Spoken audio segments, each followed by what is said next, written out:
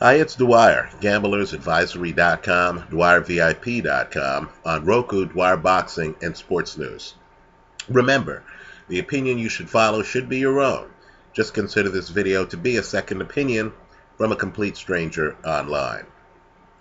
Now, I'm making this video on July 6, 2015. I'm going to make some comments a little bit later in the video on a fight that's scheduled to take place on August the 1st, 2015, and that's between Danny Garcia and Paulie Malignaggi. But first, just some comments on the sport of boxing. According to reports, Frankie Gavin is planning on losing weight to get back to 140 pounds to continue his career. You might recall he just fought for the title at 147 against Kell Brook, and he got stopped in that fight. Now, I know many people on both sides of the Atlantic disagree strongly with me, right? It's one man's opinion. But Frankie Gavin, to me, is actually one of the more talented fighters out there, right? I know people are going to say, who has he fought and stuff like that. I'm going off what I see in the ring. He's a southpaw with defensive skills. He has the gift of timing. He's hard to find in the ring. Now, I know conventional wisdom says that, if welterweights hit so hard, well, junior welterweights, the lower weight classes, would hit lighter than that, right? That if you fight at the lower weight classes, the punches aren't going to be as heavy. But understand, that's just one of the dynamics that go into your punch resistance. The other dynamic is the fact that Gavin has had problems making weight in the past. And I'm telling you, when guys really get hurt, it's when they artificially keep themselves at lower weight classes. Right? Maybe the punches aren't as heavy as the higher weight class, but your ability to take the punches might be greatly diminished. Right? So, to Frankie Gavin, let me say this. Instead of going down in weight, I believe Gavin should go up in weight. Understand, he fought one of the best welterweights in the world. Kell Brook was a bad style matchup for him, right? Brook throws heavy punches. He's athletic himself, and his punches are short. So he was able to move around the ring, get up on Frankie Gavin in a way a lot of guys wouldn't be able to, right? In my opinion, Frankie Gavin at 154 would cause all kinds of problems for a lot of the fighters at 154. More importantly, Frankie Gavin's body would be at its more natural weight, right? Frankie would be able to take those extra calories, have that extra meal, and not be in the ring physically depleted, right? So to the Frankie Gavin crowd, and I understand, there's a lot of skepticism on Frankie Gavin. I understand many people view him as just a domestic fighter from the UK. But I'm here to tell you, this guy has skills. I'd love to see him in the ring at 154 against some of the bigger names. I think he'd hold his own. I think it's a mistake to take a guy who's had weight problems and try to drain him to 140 at this stage of his career. All Gavin has to do, in my opinion, is find a way to avoid Kell Brook, right? Just fight at 154 against the best. See what happens. Let's shift gears. You remember when David Price was an up-and-coming unbeaten prospect? You remember when he beat Audley Harrison, blew him out? People were saying, hey, shouldn't Price be fighting Vladimir Klitschko next? If you go back through old videos here online, you're going to see that I actually recommended that Price consider fighting Vladimir Klitschko. And I'm someone who took Tony Thompson over David Price. Because the point is this. The hype always gets too big. when we're talking about young heavyweights, right? Young heavyweights who have barely done anything in the ring suddenly are viewed as the next big thing, right? And the point with David Price is, had he fought Vladimir Klitschko, instead of taking the path to fight Tony Thompson, had he instead stayed out of the ring, called out Vladimir Klitschko, said, "Here I am," then fought Vladimir Klitschko. If he got blown out by Vladimir Klitschko, as I believe would have been the case, well, he would have still gotten the kind of big money opponents get when they fight for the heavyweight title.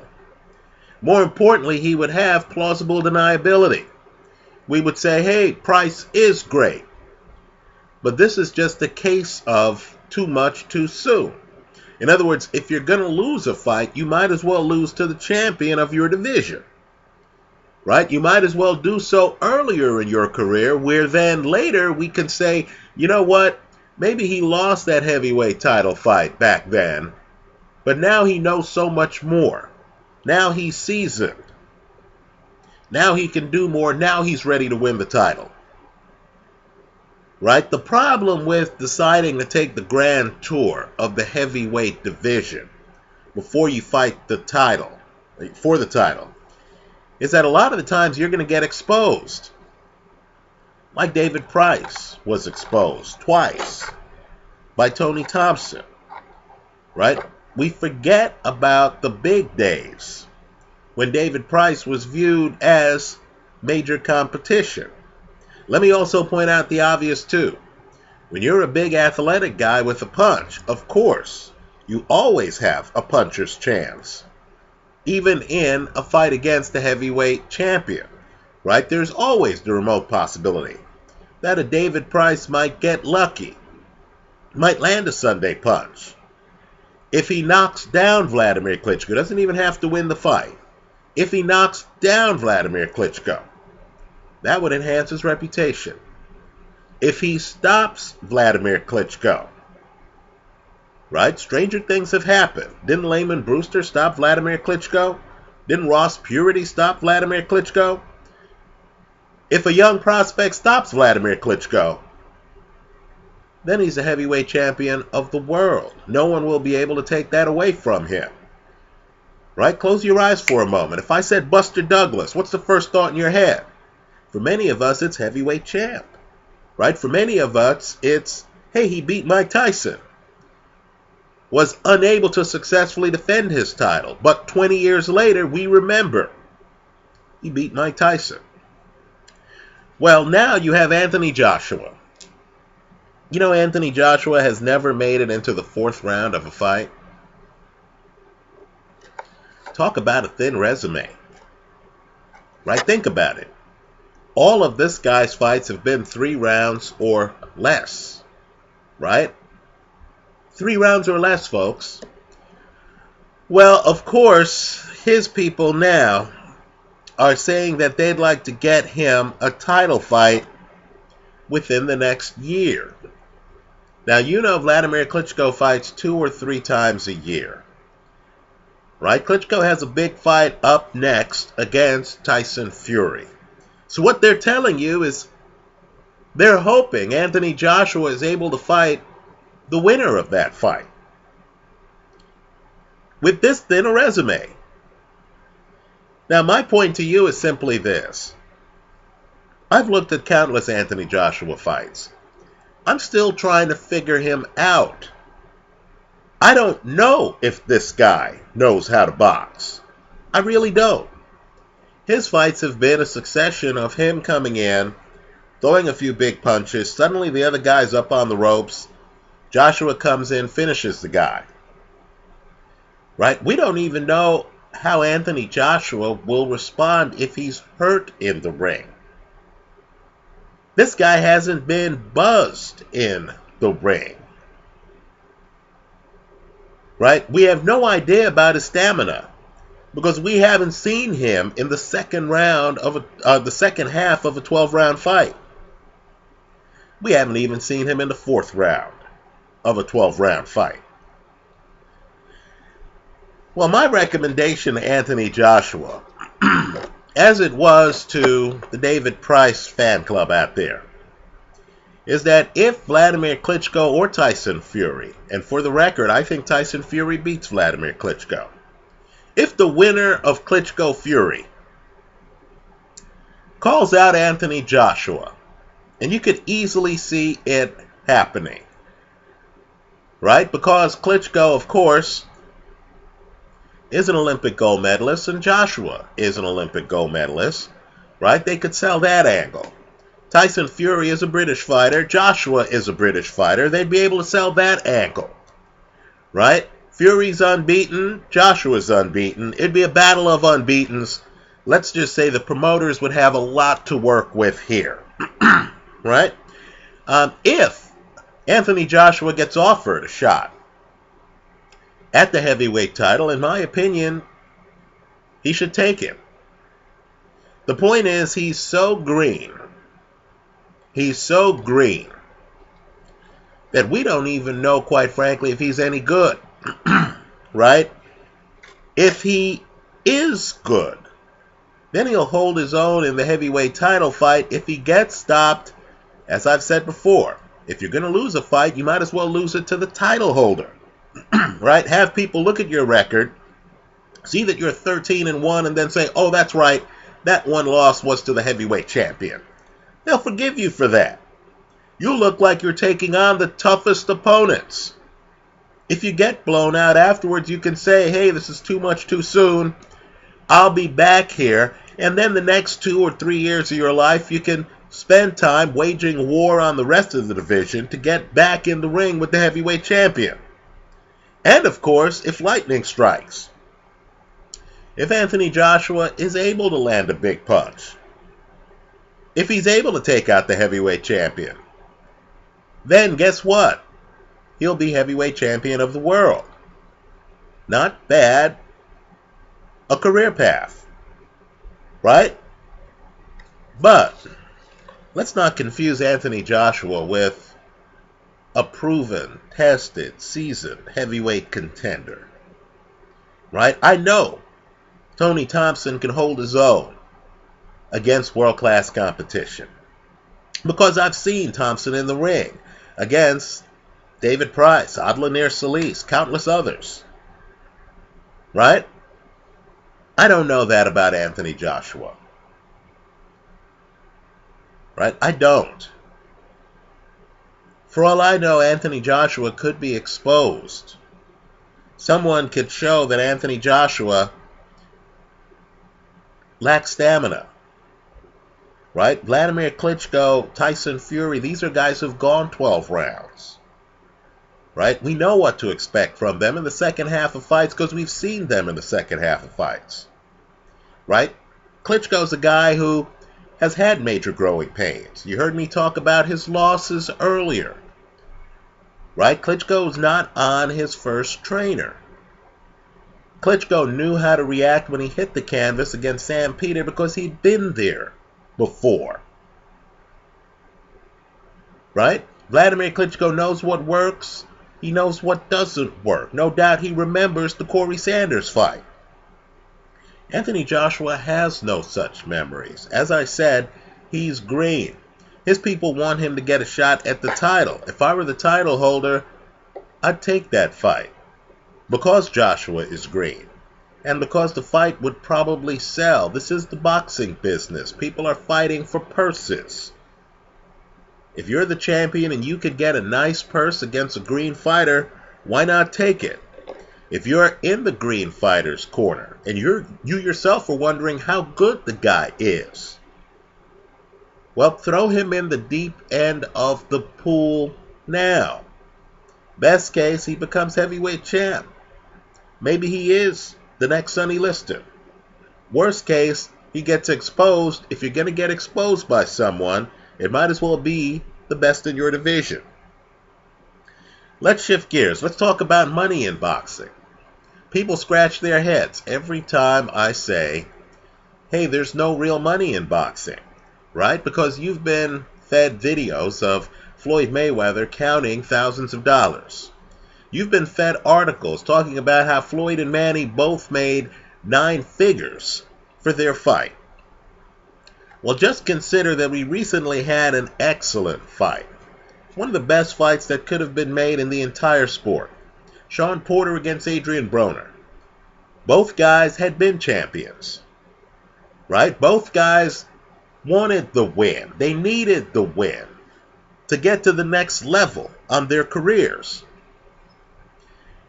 right? The fight was on NBC as part of the PBC. Understand the crowd was about 8,000 people. If you pull 8,000 people, and decent crowd for a boxing match, but if you pull 8,000 people for an NBA game, that's a tragedy. A hockey game, that's a tragedy. A Major League Baseball game, that's a tragedy. An NFL game, that's unthinkable. In boxing, you pull 8,000 people, right? It's a fight between Shawn Porter and Adrian Broner, 2 former champions, right? Let's go one step further. The gate. Now keep in mind, both guys made more than $1 million for the fight, right? Just imagine, you're the promoter putting on the fight, right? You're paying out $1 million to each guy. The gate came in at less than $800,000, right? The gate came in at less than the money just one of these guys received, right? So here's where it gets interesting. You know, the question is whether they were able to make up the difference on advertisements, right? Because keep in mind, there are costs involved. You have to rent that stadium or arena. You have to pay to promote the fight, right? Those print ads you see on websites, in the newspaper, those posters you're seeing around town, someone's paying to put those where they are, right? So, if you're interested in the economics of boxing, I encourage you to look at the Broner-Porter numbers, right? This was an above-average fight. Just ask yourself if the numbers show that the sport is banking it in like they are in the NFL, Major League Baseball, NBA, National Hockey League, right? I would argue that the sport isn't as lucrative as people think. I know when I was a youngster and I saw guys on television, I thought, wow, he's on TV, he must be a multimillionaire. Of course, years later, you find out that many of the people you watched on TV, Matthew Saad Muhammad comes to mind, right? Boxing great, light heavyweight champion, was on TV in some of the best fights of that era, right? Early 1980s, right? Matthew Saad Muhammad died, according to reports, penniless. Right? You really need to ask yourself how much money there is in boxing when you're not dealing with the Klitschko's, the Mayweathers, the Pacquiao's. Now let's talk about, 18 minutes in, let's talk about Danny Garcia against Paulie Malignaggi. Now let me say this about Danny Garcia, and I know I've been hard on him here, but Danny Garcia is putting together a career that has him on the cusp of the Boxing Hall of Fame. Understand, he's beaten Lucas Matisse. He's beaten Zab Judah. He's beaten Eric Morales twice. He KO'd Amir Khan. Officially, he's beaten Mauricio Herrera. He beat Nate Campbell, who was a load back in the day. But the reason why in this fight I'm recommending the underdog, Paulie Malignaggi, to win the fight, right? Hedged with Danny Garcia by KO. Understand what that means. That means that, in my opinion, if this fight goes the distance, like Garcia's recent victory over Lamont Peterson went the distance, right? If this fight goes the distance, I'm saying I don't expect the unbeaten fighter to get the decision, right? I like Paulie Malignaggi to win the fight, hedged with Danny Garcia by KO. Why? Because of 3 fights. I encourage you, the fight's here on YouTube, I encourage you to look at Danny Garcia against Ashley Theophane. It's an important fight. Ashley's pumping a jab. He has Danny Garcia confused, right? Swift doesn't know what to do. At a minimum, Swift isn't dominating the fight. That was a close fight. Another fight, Danny Garcia against Mauricio Herrera, right?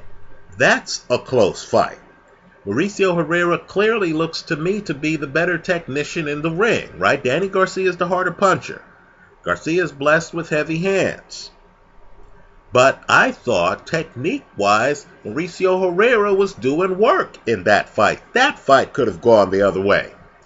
And, of course, Garcia's last fight. Now, I took his opponent, full disclosure, in his last fight. I took Lamont Peterson, right? Officially, Danny Garcia won that fight. What I want you to do is revisit that fight, the second half of that fight. Why did Danny look so bad? Why was Lamont able to come forward on his front foot for several rounds? Why couldn't Danny hurt Lamont? Right? These are questions that have to be asked. Especially when, understand, Danny is fighting this fight now, not at 140 or 143. He's fighting Malignaggi at 147, where Malignaggi used to be champion. Now, I believe Malignaggi, a seasoned pro, right? Really one of the best analysts in the sport of boxing. He's excellent on telecast.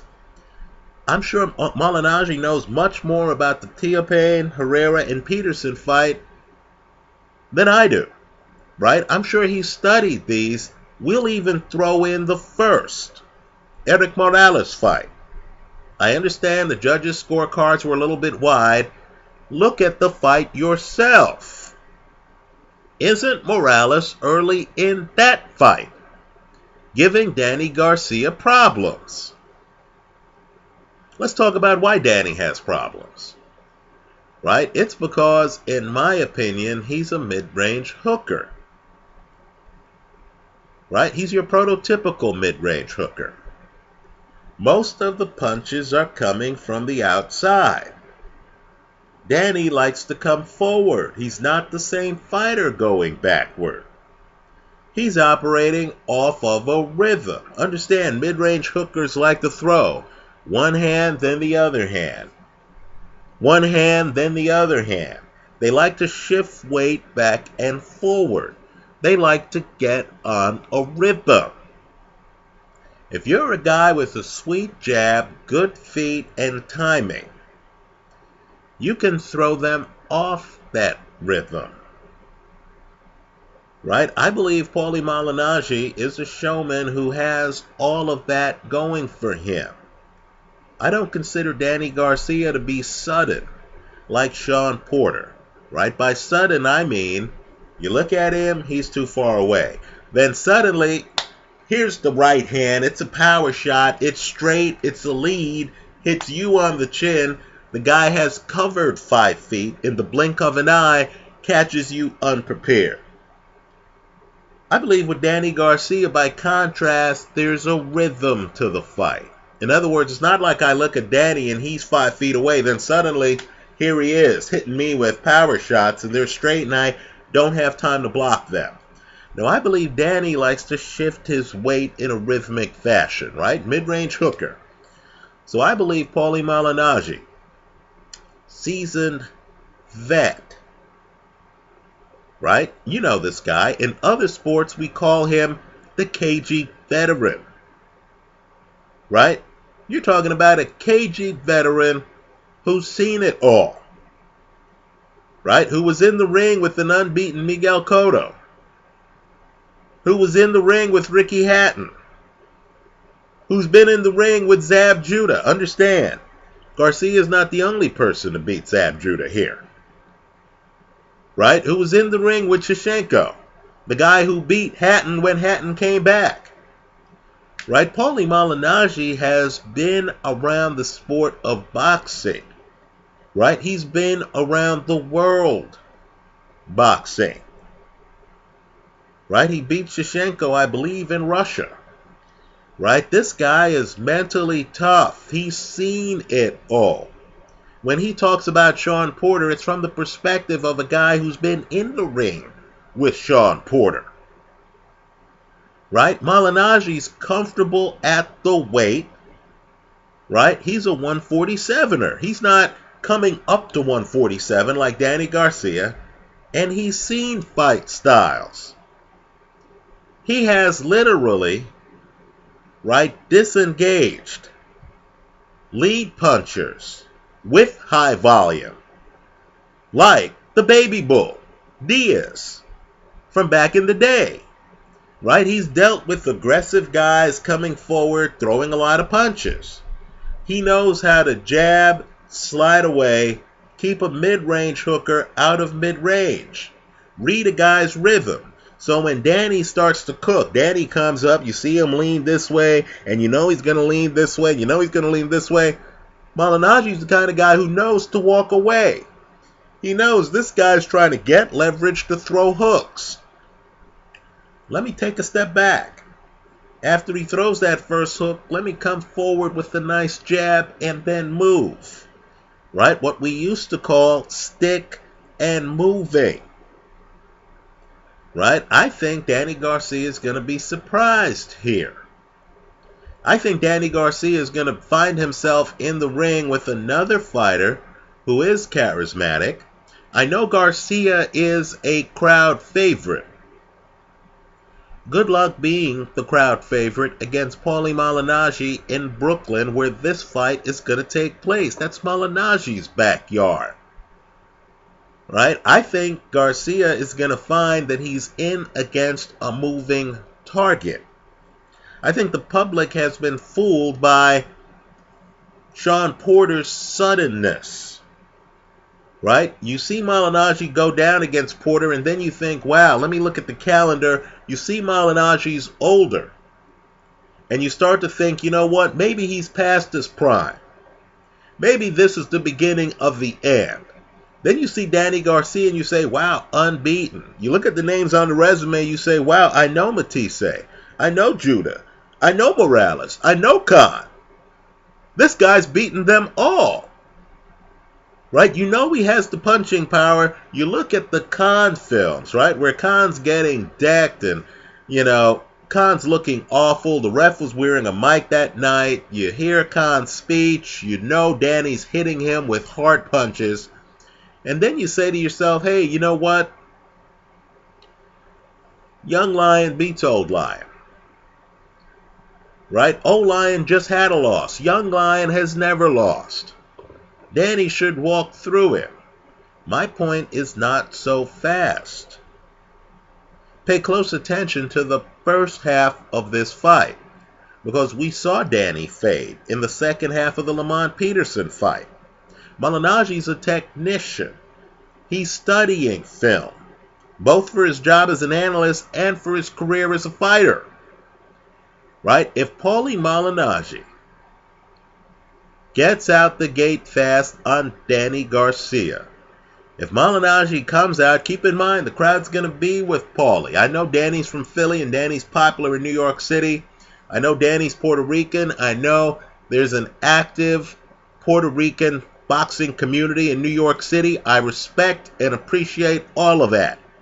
But watch the beginning of this fight.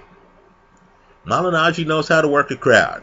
If Malignaggi enters the ring and he waves to the crowd, reminds them, you know, hey, it's me, your boy, right? This guy is visiting us. He's in our house, right? I'm here to put on a show. And if Malignaggi is wearing tassels or whatever, you know the tricks of the trade. You know how guys who move, think Sugar Ray Leonard, knew how to wear things that would highlight the movement, right? Tassels on the shoes or on the trunks or whatever. And if Malignaggi then starts moving around the ring, pumping a jab, right? Making a show of it, motioning to the crowd, letting guys know, this dude's not hurting me. I feel safe in here, right? If Malignaggi just has that jab working well enough. Keep in mind, that jab busted up Shevchenko. Busted up an eye. Right? If Malignaggi's able to bank 3 of the first 6 rounds, if he just fights to a draw the first half of the fight, I feel this is his fight to lose. I think Garcia is going to start to fade in the second half of the fight, just like he did against Peterson. And just remember Dwyer's theory of boxing scoring, right? I believe, even though it shouldn't be this way, right? Theoretically, it's 3 independent judges. And they start each fight with a clean slate. I'm supposed to look at the Paulie Malignaggi side of the ledger and say, no points. I'm supposed to look at the Danny Garcia side of the ledger before the first round and say no points. Then I'm supposed to sit there and I'm supposed to objectively score this fight as if these guys have never fought before. I don't believe that's the way boxing works. I believe people somehow keep track. Public dynamics have a lot to do with it. Crowd reaction has a lot to do with it. I think when fighters have gotten gifts in the past, right? Oscar De La Hoya against Pernell Whitaker. Guy has gotten a gift. Then I believe later, when Oscar fights Felix Trinidad, the judges aren't so forgiving. Right? The judges will look at that fight and they'll say, whoa, you know what? That was a close round. I know in the past De La Hoya would get that round, but now I'm going to force De La Hoya to earn his rounds. Right? When Manny Pacquiao, different context, when Manny Pacquiao wins some debatable decisions against Juan Manuel Marquez, I do believe, and again, logically it shouldn't make sense, but I do believe that there's some carryover where then when Manny Pacquiao's fighting Timothy Bradley, the judges are like, hey, that was a competitive round. You know what? In the past, Manny Pacquiao was awarded that round, but I know there's a buzz that Manny Pacquiao's being favored by the sport. I'm going to go for the other guy here. Now, in my opinion, Danny Garcia got some good treatment for his fight against Mauricio Herrera. That easily could have been awarded to Herrera. I believe Danny Garcia is coming off a fight where a lot of people believe that Lamont Peterson did enough to win that fight. Right? Danny's escaped some car crashes. Right? My point is this. If judges are sitting down, and I know it's different judges. I know logically what I'm saying makes no sense. But if the judges are sitting down and if this fight is close, and if the judges know that Paulie Malignaggi, on the other side of the fence, could have been awarded his match against Adrian Broner. Look up the scoring of that split decision. Right? And didn't get the nod. And they know that Danny Garcia could have lost to Lamont Peterson. But he did get the nod. I'm telling you, the second half of this fight, you're going to have the crowd and you're going to have the judges giving Paulie Malignaggi the close rounds. Right? But Malignaggi has to bank enough in the first half of the fight so that he's viable in the second half of the fight. And of course, against a puncher like Danny Garcia, a guy who destroyed Amir Khan, right? A guy who decked Lucas Matisse. Matisse gets up, goes the distance, but was on the canvas in that fight, right? Against a guy with this punching power, right? Of course, Malignaggi has to find a way to avoid getting decked by Danny Garcia, right? I believe he does. I like the underdog here, Malignaggi, to win the fight. I'm going to hedge the play with Garcia by KO because Garcia has a heavy punch. Just understand the risk involved. Danny Garcia has never lost a decision in his life. Right? Here, part of my bet is going to be against the younger lion, the unbeaten fighter. Right? But I think this is a setup. Paulie Malignaggi fighting in Brooklyn against a guy who's looked bad on film. I'll take my chances. I like Malignaggi here to win the fight. I'm going to hedge the play with Garcia, the favorite, by KO. The odds should allow the hedge. Let me hear from you. Leave your comments for me here online. Visit us at gamblersadvisory.com. Thanks for stopping by.